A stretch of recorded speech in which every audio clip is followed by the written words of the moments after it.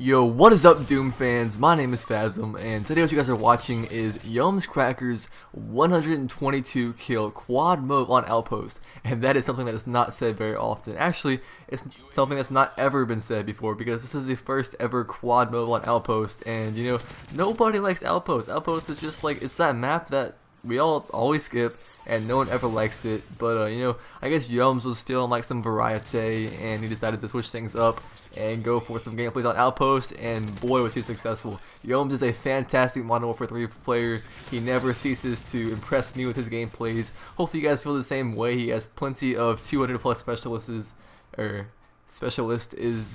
plus specialist kill games. Quite a solid Modern Warfare 3 player, and you know, these games are really entertaining because it's all gun kills. You know, you don't have like assault streaks or, you know, lethal streaks going hand all the time. It's all gun kills. You have to win 24 gunfights 4 times in a row, you know, and of course specialist helps you, but it's still impressive nonetheless. And with Black Ops 2 being dead, you know, a lot of these Modern Warfare 3 players are making their kind of shine. They're going for what was thought of as the impossible, the unthinkable, the unimaginable, but these gameplays just keep getting more impressive. And you know, when you have this talent, this game is like 2 years old, and all the old standards were beat and then beat again, but now there's a whole new era of gameplay standards that are coming out, and you know, just watching the gameplays get more, it's really entertaining to me. And you know, it's also harder because since this game is not in its prime, you don't have as many players who are playing at one time, so it's hard to find those dream lobbies, hard to find the players that you need to play against to get gameplays like this. And I don't know, I think it's pretty cool how even though the gameplay or the game itself is pretty old, the gameplay standards still keep up with it and blow past the old ones. Anyways, hopefully you guys are having a very nice school year. At least for me right now, we're kind of past all of the you know, the beginning and introducing stuff. We already got all of our rules and expectations, and we know how things work. I am personally a sophomore in high school, and things are going pretty well. I mean, it's not too tough just yet. I'm hoping it stays that way. I don't have any AP classes, just honors and things like that. So yeah, it's not too hard. Hopefully you guys are enjoying it. We just got our first progress report, our first little, you know, interim. So halfway done with our first quarter. Let me know how far you guys are with school and how you are doing in it and what grades you're in. It's kind of interesting to see the kind of ages that you pull and the ages of the people that do watch your videos. And one thing that's cool about the analytics or analytics, there you go, analytics from the YouTube settings itself, is you can kind of see the ages and the age ranges of the people, of your viewers.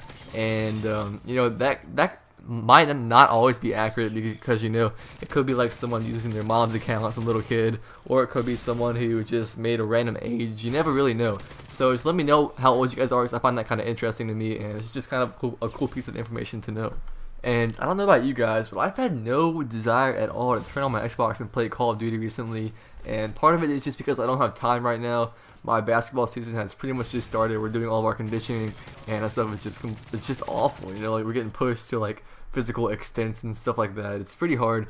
Definitely, probably some of the toughest things that I've ever done in my life, but it's worth it in the end because the games are so easy, practices are beyond easy, and you get in the best shape of your life. But during the conditioning, it's really hard, and I feel like I want to quit. But I guess that can kind of bring me into kind of like a Dr. Phil stage, you know, because like I said, conditioning is extremely hard for me. And if anyone has ever done anything like that, any strenuous physical activity for a sport or anything like that, it's really tough, and you just have to push through it and, you know, kind of focus on the light at the end of the tunnel. Because when I'm feeling down, I like to know that when it's all done, you know, in I think 5 or 6 weeks, when we're all done with conditioning, I'm going to be in some of the best shape of my life, and I'll be able to take on anything, any physical challenge. And I'm personally pretty scrawny. Like, I'm not going to lie, I'm like 6'2", 150, so not very big at all. And I'm starting to see a little bit of a bulk, and I like that a lot because I've been scrawny all my life. I've grown really fast, and my body never really had a chance to catch up with that. So I don't know how you guys do, how your guys' body weights relate and things like that, but that's just kind of a little personal touch. And look at that feed, he's just going right on.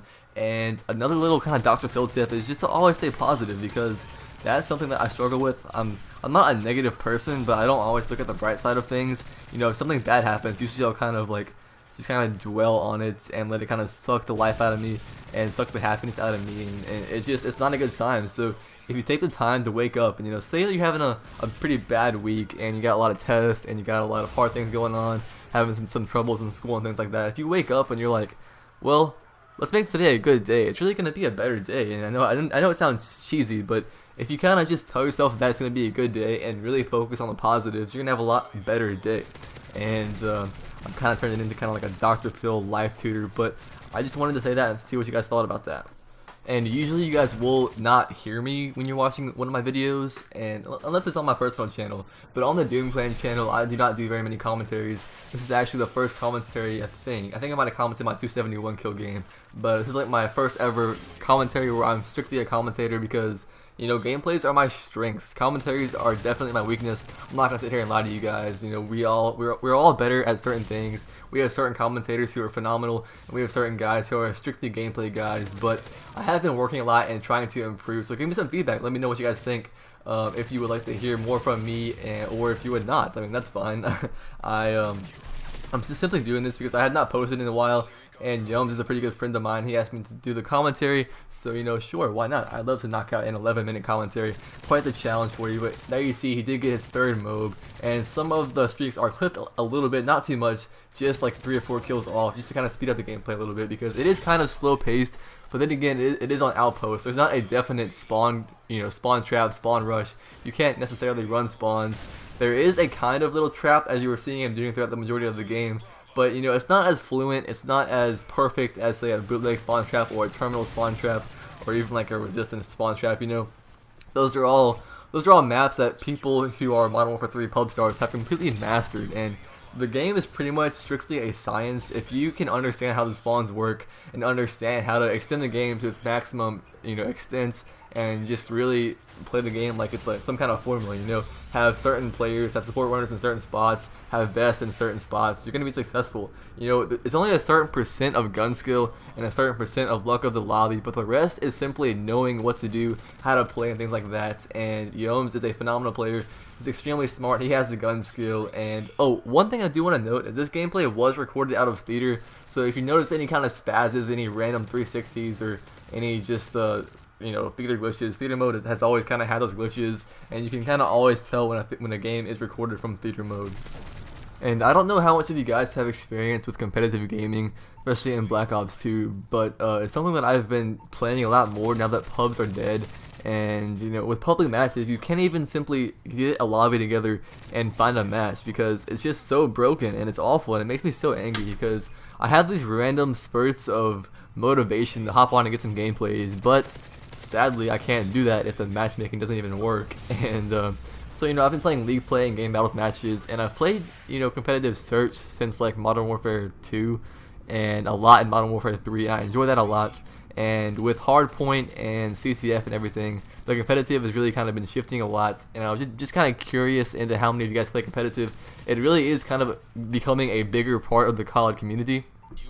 Back in the not back in the day, but, you know, like in some of the older games, there wasn't really too much hype about competitive. There was really just kind of like the main teams like Optic and Envious, and now pretty much everyone and their brother is a pro player.